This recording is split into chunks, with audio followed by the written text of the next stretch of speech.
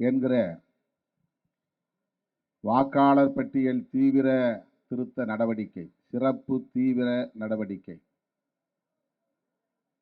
நாடு முழுவதும் இன்றைக்கு பெரிய அளவில் விவாதிக்கப்படுகிற ஒன்றாக உள்ளது. இந்தியாவிலேயே முதலாக இதனை விவாதிப்பதற்கென்று அனைத்து கட்சி கூட்டத்தை கூட்டியவர் நம்முடைய தமிழ்நாடு முதலமைச்சர் அண்ணன் தளபதி அவர்கள்தான்.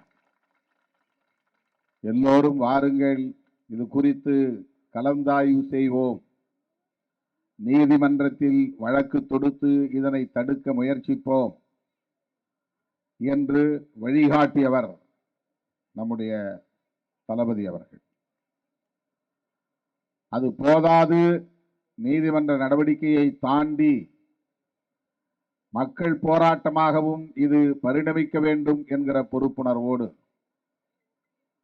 அண்ணன் அவர்களின் வழிகாட்டுதலோடு தமிழ்நாடு முழுவதும் இன்றைக்கு லட்சக்கணக்கானோர் பங்கேற்கக்கூடிய இந்த ஆர்ப்பாட்டங்கள் ஒருங்கிணைக்க பெற்று ஆங்காங்கே நடைபெற்றுக் கொண்டிருக்கின்றன.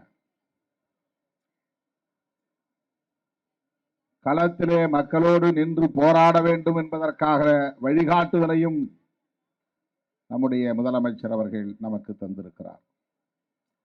அந்த அடிப்படையிலே இன்றைக்கு மதசார்பற்ற முற்போக்கு கூட்டணியை சார்ந்த அனைத்து கட்சிகளும் திராவிட முன்னேற்ற கழகத்தின் முன்னெடுப்பிலே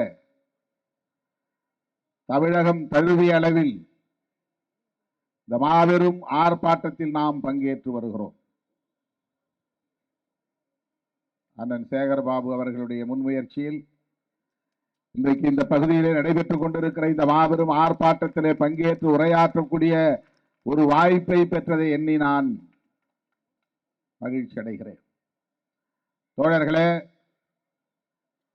வாக்காளர் பட்டியல் திருத்தம் என்பது நாம் ஒவ்வொரு தேர்தலின் போதும் சந்தித்து வருகிற நடவடிக்கை தான். புதிதாக வாக்காளர்களை சேர்ப்பது, இறந்து போனவர்களின் பெயர்களை பட்டியலில் இருந்து நீக்குவது, மாவட்டம் விட்டு மாவட்டம் புலம்பெயர்ந்தவர்களின் பெயர்களை நீக்குவது, தவறுதலாக பெயர்கள் பிழையோடு பதிவாகி இருந்தால் அந்த பிழைகளை திருத்தம் செய்வது என்கிற நடவடிக்கை அவ்வப்போது நடைபெற்றுக் கொண்டே வருகிறது.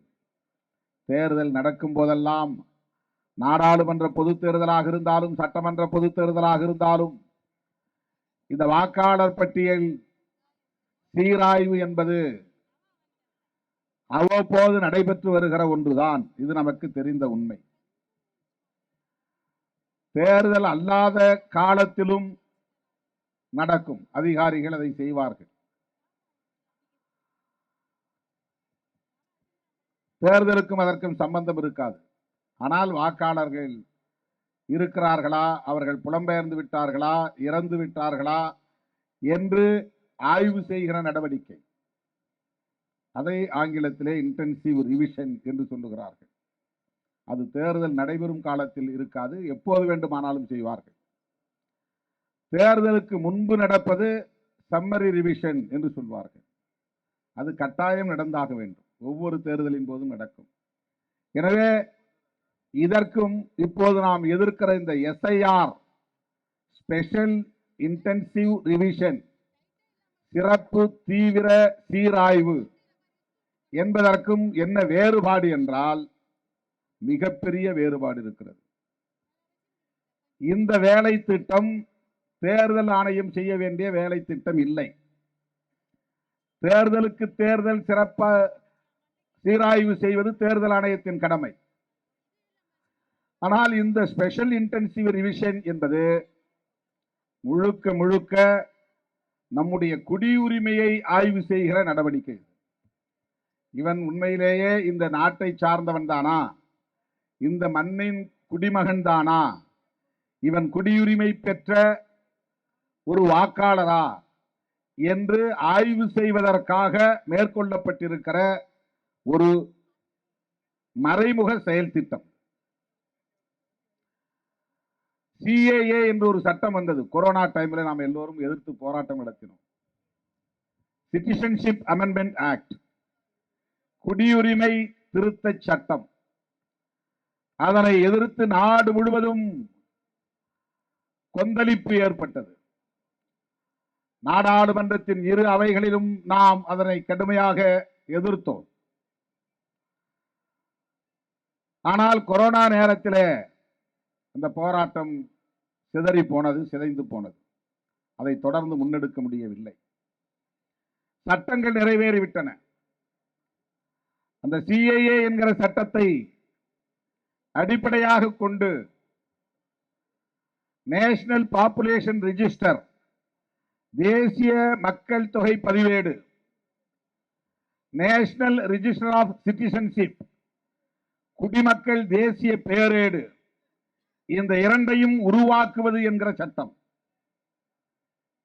இதை நாம் அனைவரும், அரசியல் களத்தில் இருக்கிற அனைவரும் அறிந்திருக்க வேண்டும், புரிந்திருக்க வேண்டும்.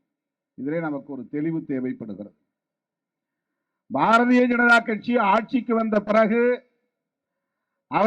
அவர்களுடைய இறுதி இலக்கை நிறைவேற்றுவதற்காக முன்னெடுக்கிற பல்வேறு முயற்சிகளுள் மிக முக்கியமானது, இந்தியாவில் இருக்கிற மக்கள் அனைவரையும் குடிமக்களாக ஏற்றுக்கொள்ள முடியாது, அனைவருக்கும் வாக்களிக்கிற உரிமையை வழங்கக்கூடாது. இந்த மண்ணின் பூர்வீக குடிகள் யாரோ அவர்களை முதலில் அடையாளம் காண்பது, இந்த மண்ணுக்கு சொந்தக்காரர்களை அடையாளம் காண்பது என்கிற பெயரில் அயல் நாட்டவர்களை வெளியேற்றுகிறோம். குடியுரிமை பட்டியலில் இருந்தும் வாக்காளர் பட்டியலில் இருந்தும் அவர்களை வெளியேற்றுவது.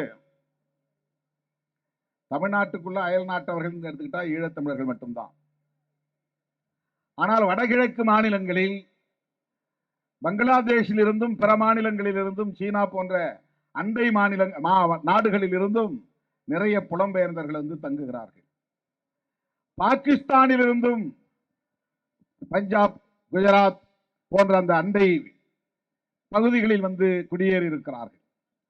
ஆகவே பாகிஸ்தானியர்களை வெளியேற்ற வேண்டும், பங்களாதேசிகளை வெளியேற்ற வேண்டும், சீனர்களை வெளியேற்ற வேண்டும், அல்லது அவர்களுக்கான குடி உரிமைகளை ஆய்வு செய்து அவர்களுக்கு வழங்கப்பட்டிருக்கிற வாக்குரிமைகளை பறிக்க வேண்டும். இது அவர்களுடைய நோக்கம். இதுல நாம் வந்து குற்றம் சொல்ல விரும்பவில்லை.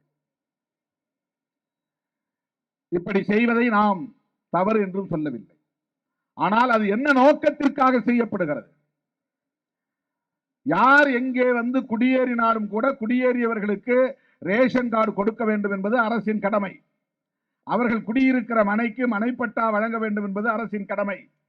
அவர்கள் வசிக்கிற பகுதியிலே மின் இணைப்பு தர வேண்டும் என்பது அரசின் கடமை. அவர்கள் வசிக்கிற பகுதி ஆக்கிரமிப்பு பகுதியாக இருந்தாலும் கூட, பட்டா இல்லாத பகுதியாக இருந்தாலும் கூட, நீர்நிலையாக இருந்தாலும் கூட அவர்களுக்கு குடிநீர் இணைப்பு தர வேண்டும் என்பது அரசின் கடமை. எனவே ration card, Aadhaar card, voter ID இதுவெல்லாம் ஆக்கிரமிப்பாளர்களுக்கும் தரப்படும், வெளிநாடுகளில் இருந்து வந்து குடியேறியவர்களுக்கும் தரப்படும். எனவே நீ இந்த நடவடிக்கையில், எஸ்ஐஆர் நடவடிக்கையில் பழைய ஓட்டர் ஐடி செல்லாது, ஆதார் கார்டு செல்லாது, ரேஷன் கார்டு செல்லாது. அது அரசாங்கத்தை நீ போய் குடியேறினா உனக்கு போட்டு கொடுத்துருவாங்க. அது கொடுத்துதான் ஆகணும். ஒருத்தன் குடியிருக்கிறான், ஒரு தேசத்துக்குள்ள குடியிருக்கிறான்னா அவனுடைய அடிப்படை வசதிகளை செய்து தர வேண்டிய பொறுப்பு அரசுக்கு உள்ளது. இது வந்து புறம்போக்கு இடம், இதுல நீ வந்து வீடு கட்டி இருக்கிற, உனக்கு நான் மின் இணைப்பு தர முடியாது என்று அரசாங்கத்தால் சொல்ல முடியாது. இது புறம்போக்கு இடம், நீ ஆக்கிரமிப்பு பண்ணி இருக்கிற, உன்னை எந்த நேரத்தில் வேணாலும் நாங்கள் வெக்கேட் பண்ணுவோம், வெளியேற்றுவோம், அதனால உனக்கு வந்து குடிநீர் இணைப்பு தர முடியாது, ரேஷன் கார்டு தர முடியாது என்று அரசாங்கத்தால் சொல்ல முடியாது. தந்துதான் ஆக வேண்டும். எனவே அப்படி வைத்திருக்கிற இந்த ஆதார் அட்டைகளை, ரேஷன் அட்டைகளை, வாக்காளர் அட்டைகளையும் கூட நாங்கள் ஏற்றுக்கொள்ள முடியாது என்று இவர்கள்